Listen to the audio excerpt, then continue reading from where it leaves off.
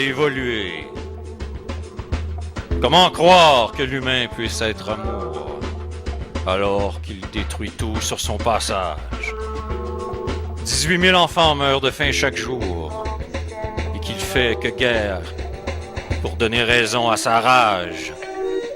Les moyens de communication n'y changeront rien, sauf peut-être de faciliter encore plus la haine. Tout ce bullying via le net échange facebookien. Le mal est bien présent dans l'homme, encore se déchaîne.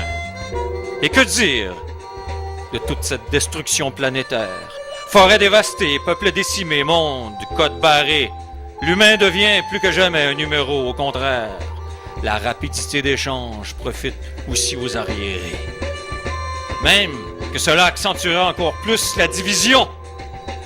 Vous n'avez qu'à voir tous les sites haineux qui se multiplient.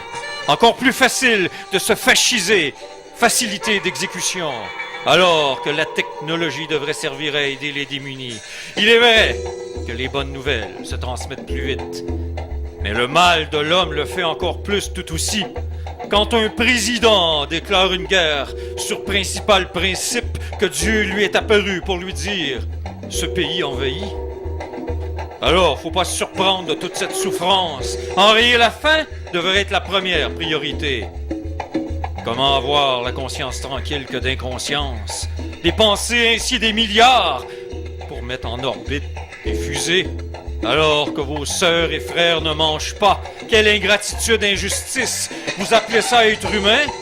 Tandis qu'eux souffrent en silence, victimes, portant vos croix, pendant que vous vous amusez à savoir qui pisse le plus loin.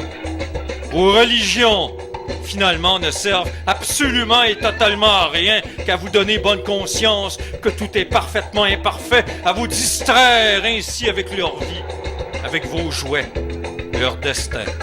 Souhaitons qu'un jour, vous subissiez tout le mal que vous avez fait.